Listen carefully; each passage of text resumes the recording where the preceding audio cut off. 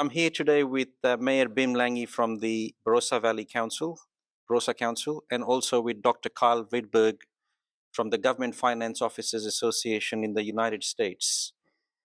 Fascinating conversation, Mayor. Music to our ears, the words of wisdom around strategic planning, financial prudence. If you can just share those thoughts again for the next couple of minutes, please, on why this is so important from a government perspective. I think the importance that I've learned over my 50 years in local government is that if you don't plan and plan in advance and have the capacity to understand fully what your investment is and what the long-term impact is, then you're destined to fail. And I guess the thing that the council, we've been fortunate enough that we've collected a lot of data. Our asset management plans are reviewed and brought up to date.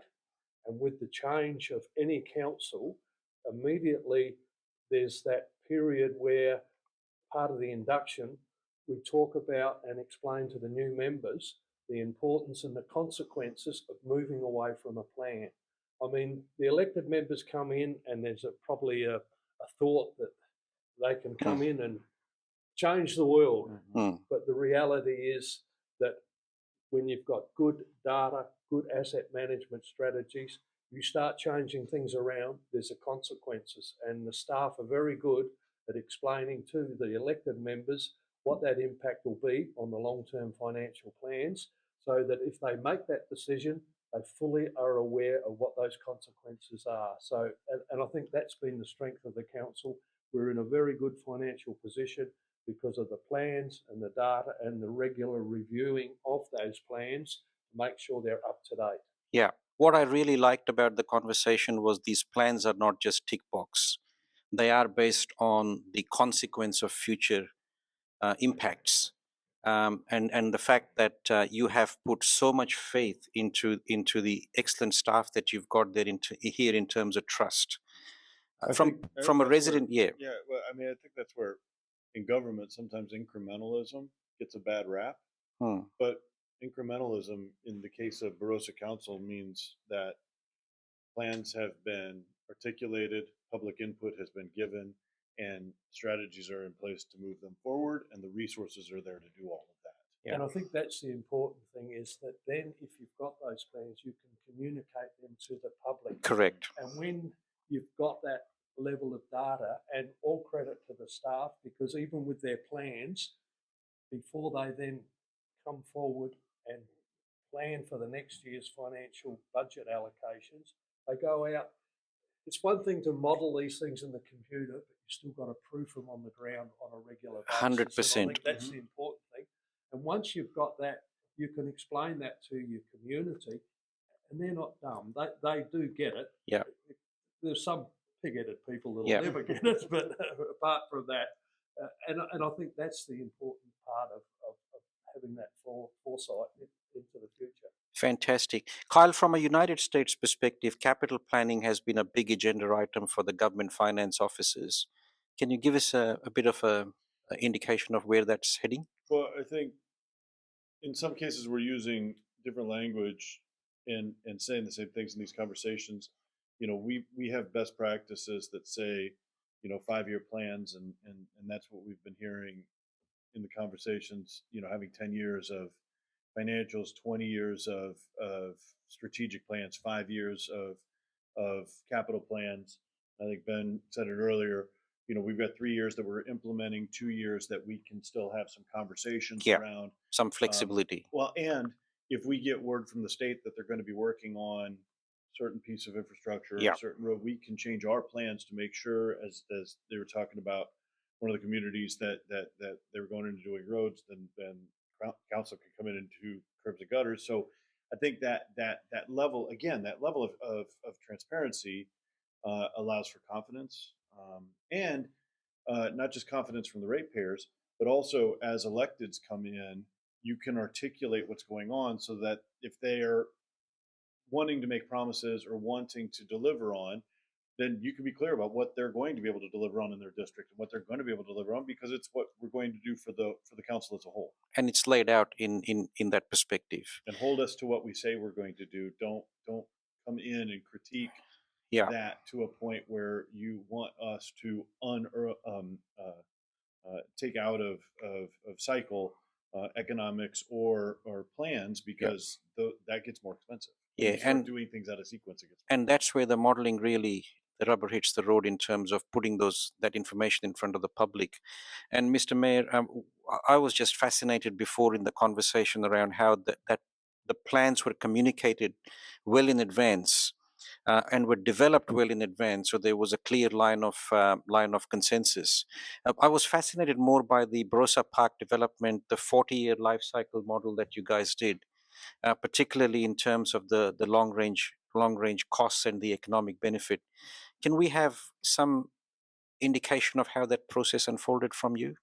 Oh, look, the process was, look, I must say that it was an ongoing commitment of about 16 years ago it started. And when we sat and we started having the conversations with the key stakeholders and the general public, there was a thought that this was a dream that will never, ever happen. And I guess it was going to happen, but it may have taken us 5 stages to build what we've got there, and built in less than 12 months, which is remarkable in the least. But we was fortunate enough to have the plan, so that when the Premier had a vision of bringing our AFL game to our region, he had his thoughts of where he wanted to put it.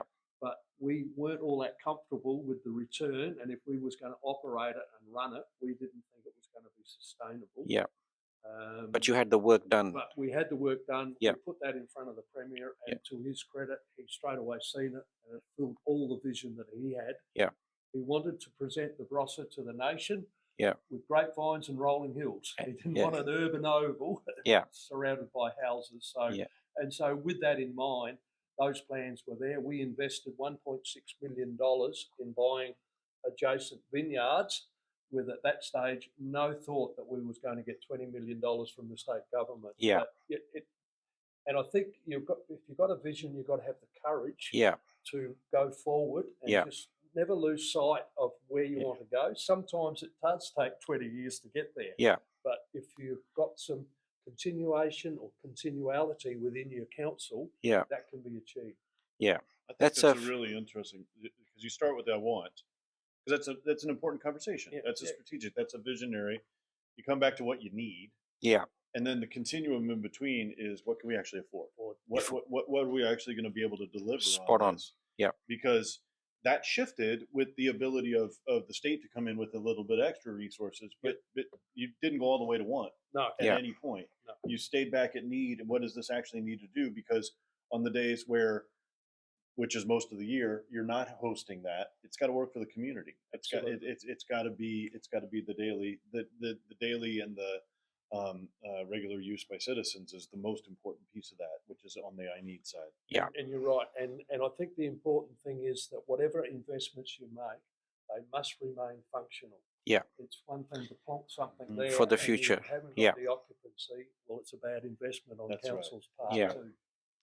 On that note, my final question: you are both extremely vocal supporters of ensuring that ratepayers' money are spent in the most effective way. Just a short narrative from each one of you as a message to every local government around the world. There's not enough money to be wasteful.